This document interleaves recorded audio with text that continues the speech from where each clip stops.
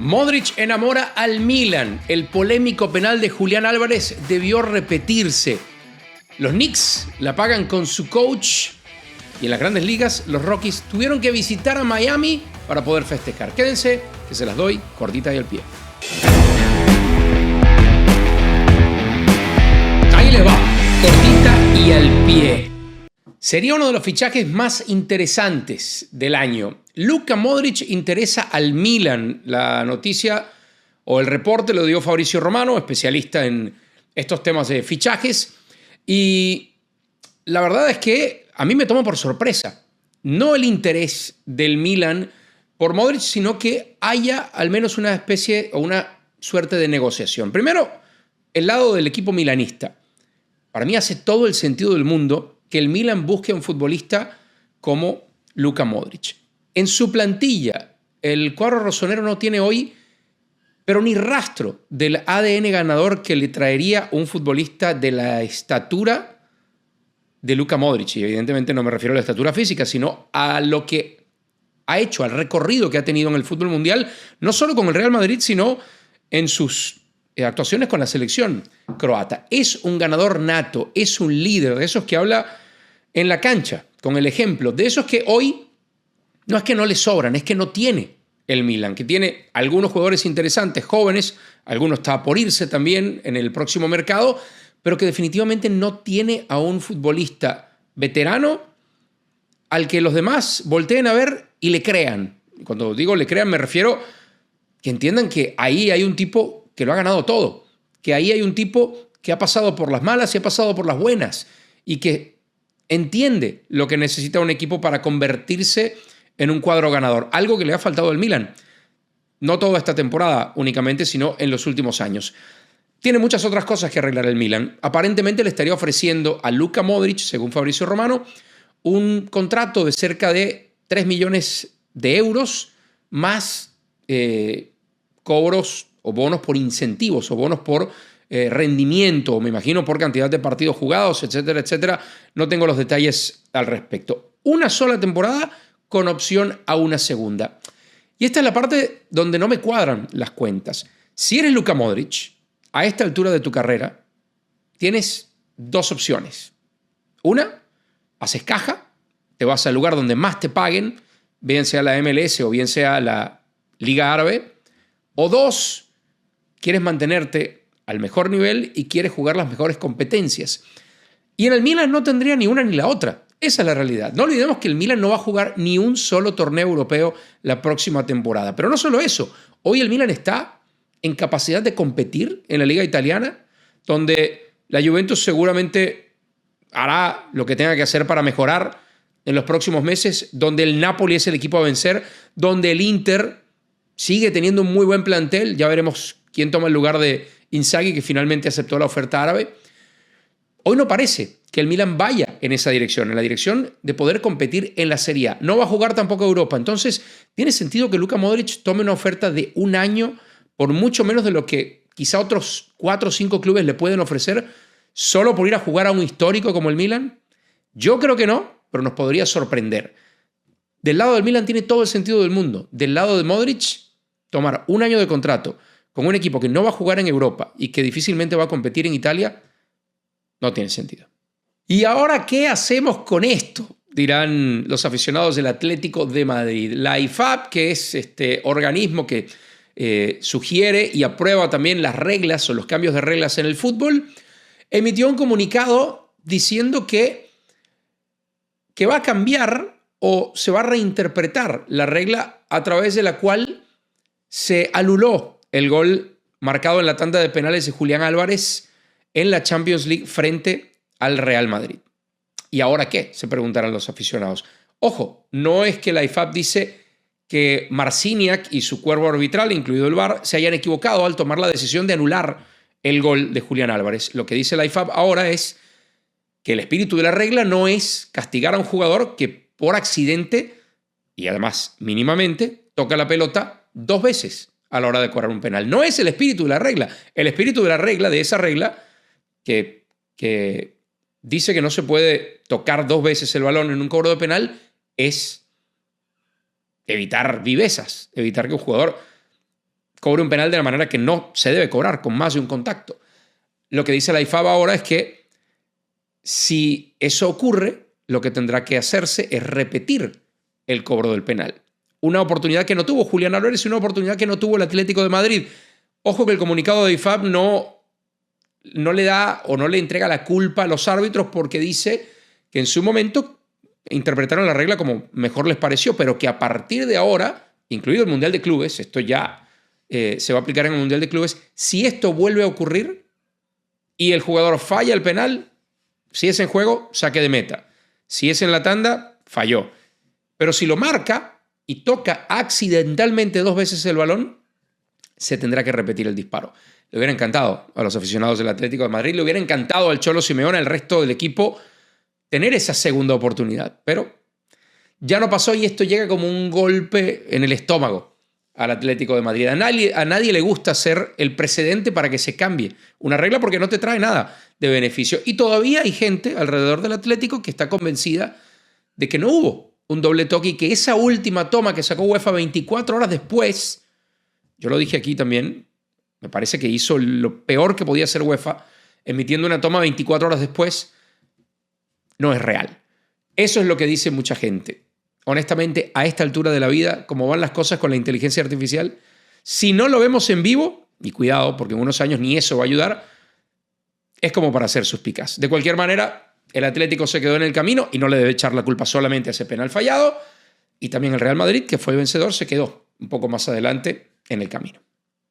Tom Thibodeau, uno de los entrenadores más longevos, más veteranos en la NBA, se ha quedado sin trabajo. Sí, los Knicks echaron a su entrenador, que durante las últimas 5 temporadas había revivido a la franquicia con la llegada de, ciertamente, buenos jugadores, entre ellos Jalen Brunson, OG Anunoby y varias incorporaciones, pero que había logrado algo que ningún otro entrenador logró en mucho tiempo: volver a unas finales de conferencia 25 años después. Ganar más de 50 juegos en 2 temporadas consecutivas. Tampoco le pasaba hace mucho a los Knicks. Y nada de eso valió para que los Knicks mantuvieran a Tom Thibodeau, que se queda sin trabajo y sorprende a media NBA. Poca gente esperaba que tras la temporada de los Knicks, más allá del fracaso en las finales de conferencia, y ya voy a tocar ese tema, si eso no es fracaso porque está muy de moda, que se iba a quedar por fuera de los planes de la próxima temporada. Porque al final del día, y aquí voy a tocar el tema de si es o no un fracaso lo que ocurre con los Knicks, les costó mucho competir con Indiana en la serie de la final de conferencia. Un Indiana que sí, en la temporada regular quedó por debajo en la clasificación, pero un Indiana que venía embalado, que había vencido a Milwaukee, que había vencido a los Cavs. Y además, ¿cómo tomar como termómetro una floja serie de conferencia o de finales de conferencia de los Knicks y no tomar como termómetro que los Knicks fueron capaces de eliminar al actual campeón, todavía al actual campeón, a los Boston Celtics en la serie anterior viniendo de atrás? ¿Cometió errores Tom Thibodeau en su camino? Sí. Entre ellos, sacarle el jugo demasiado, exprimir demasiado a sus titulares. Josh Hart fue uno de los jugadores que más minutos disputó en toda la temporada. Llegados los playoffs, no había demasiado descanso para Jalen Brunson. Quizá no manejó de la mejor manera los momentos en los cuales estuvo dentro y fuera de la cancha Karl Anthony Towns, que también es otro de los señalados como villano en esta serie, porque básicamente no jugó defensiva.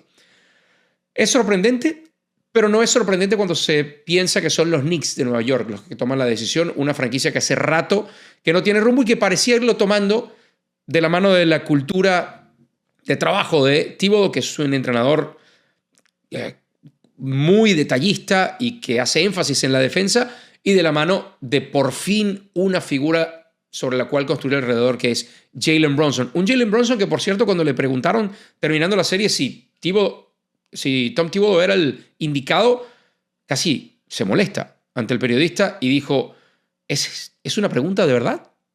Por supuesto que es el indicado. Bueno, hay que ver ahora qué piensa el jugador franquicia de esta movida de los Knicks. Y después de 22 series consecutivas sin poder ganar una, los Rockies de Colorado, el peor equipo de las grandes ligas, lo han hecho. Y lo hicieron, oh sorpresa, visitando a los Marlins de Miami, que no son ni el segundo ni el tercer peor equipo de las Grandes Ligas, pero son el cuarto peor equipo de las Grandes Ligas. Tuvo que llegar a Miami a enfrentarse a uno de los equipos más pobres de la última década del béisbol. Y cuando digo más pobres no me refiero al tema de dinero, para poder romper esa racha negativa. Ojo, los Rockies siguen siendo el peor equipo de las mayores, con récord de 11 ganados, 50 perdidos. Proyectan destruir, pulverizar el récord de derrotas que impusieron los White Sox de la temporada pasada, que no andan mucho mejor. Pero el hecho de que se conjugaran estos dos para que se rompiera esa especie de maldición, esa mala racha de los Rockies, me hace pensar otra vez lo poco que ha hecho Grandes Ligas para evitar que existan recurrentemente franquicias como los Rockies o como los Marlins. Los Rockies en las últimas 15 temporadas han terminado o últimos o penúltimos de su división en 11 de esas 15.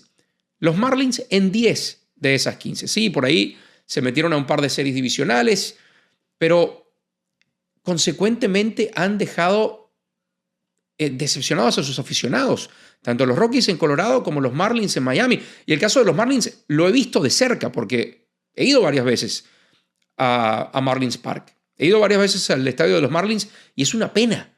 Es una pena. Para esa serie contra los Rockies, evidentemente, yo creo que no había ni 400 personas en las gradas. Un estadio hermoso, por cierto, el de los Marlins. Fui hace un mes y medio y había, yo diría, un 70% del estadio porque venían los Dodgers. Y de esa afluencia de gente, de ese 70%, un 80% aplaudía las carreras de los Dodgers. Es muy triste que una franquicia como Miami, que además logró ser campeona 2 veces y 2 veces la desmantelaron, no pueda ser competitiva. Y hay un tema aquí importante.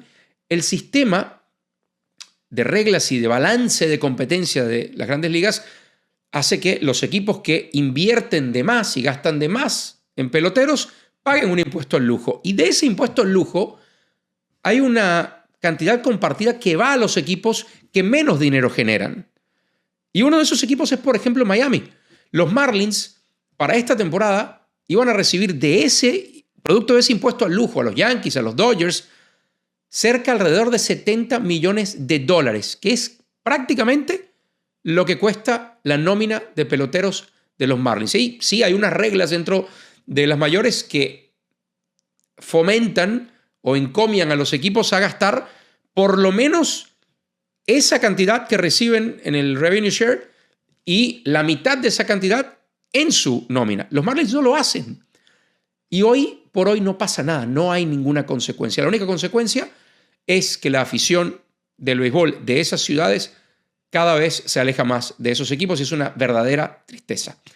Esto fue Cortita y al Pie. Si les gustó, como siempre, los invito a compartir el contenido, suscribirse al canal si no lo han hecho. Cada día tienen más visualizaciones los videos, cada día ustedes interactúan más, eso me encanta. Vamos lento en el crecimiento de suscriptores del canal, que lo necesito evidentemente para que esto siga, para hacer crecer este estudio, para generar más contenido. Así que si pueden compartir el contenido, más que bienvenido. Lo importante es que regresen de lunes a viernes todas las mañanas aquí, a Cortita y al Pie, con las 3 o 4 mejores notas del deporte y un toque de análisis.